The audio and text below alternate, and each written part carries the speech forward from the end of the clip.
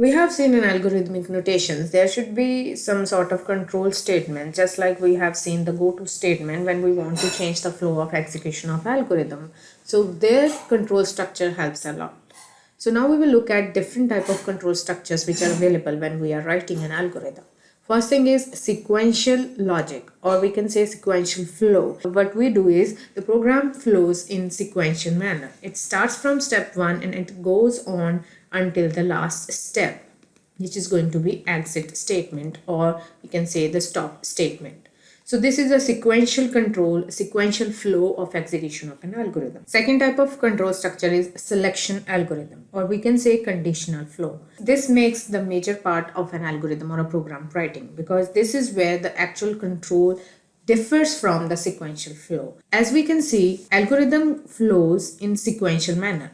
But let's say we want to change the flow depending upon some sort of given conditions. So there can be multiple conditions that need to be satisfied, or the one condition which will change the flow of execution of algorithm or a program. We will look at single alternative only. Let me draw a flow diagram here so that it will be easy for you to understand. Let's say we have some step n, and in this step we want to check some condition. We want to check whether this condition is true or false for the given data values.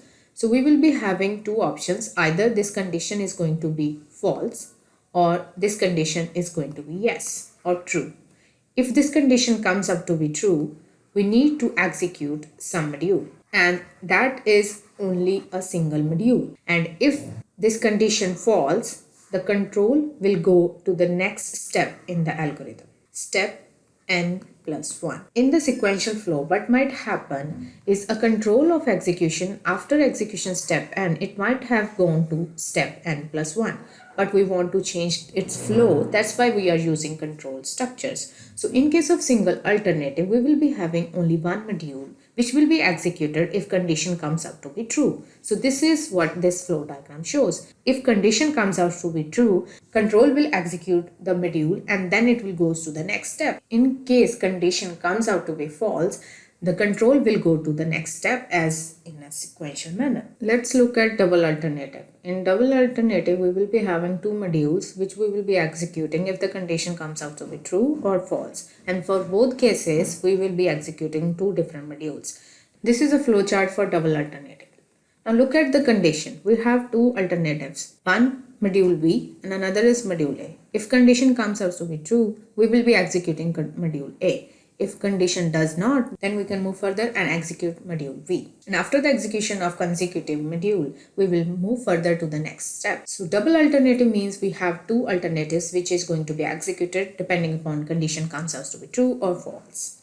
As we have looked, we can have single or two alternatives. We can also have multiple alternatives. When we will be having more than two modules, we call it as multiple alternatives. This is a simple flow diagram which shows control structure with multiple alternatives available. Let's say we want to test some condition and it comes out to be having four alternatives or four results of this condition. For that, we have four different modules, and whatever will be the result of the condition, the corresponding module will be executed. And after the execution of that module, we will move further to the next step. There can be some cases where we want to execute the same statement multiple times. One way to do this logic is to write that statement again and again.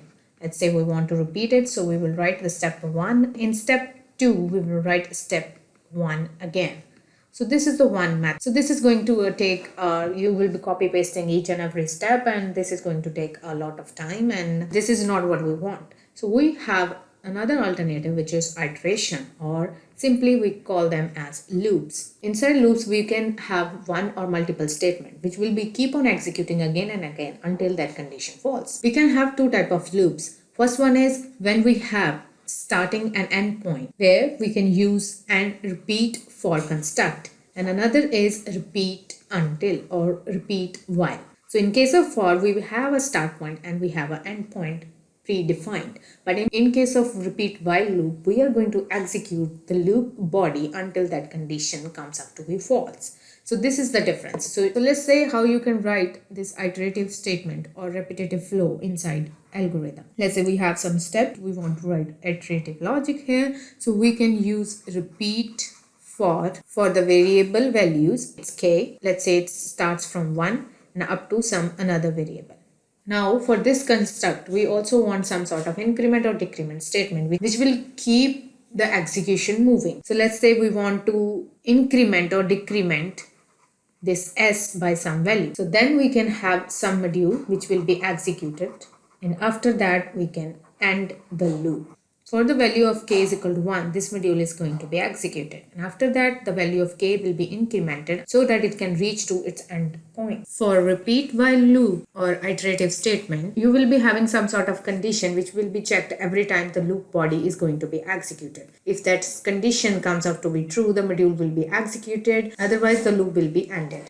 I hope we understood algorithmic notation and control structures while writing an algorithm. In the coming videos, we will look at time-space trade-off and algorithm analysis so that we can pick up the best algorithm. If you found some value in the content, please like the video and also hit the subscribe button so that you don't miss the future videos.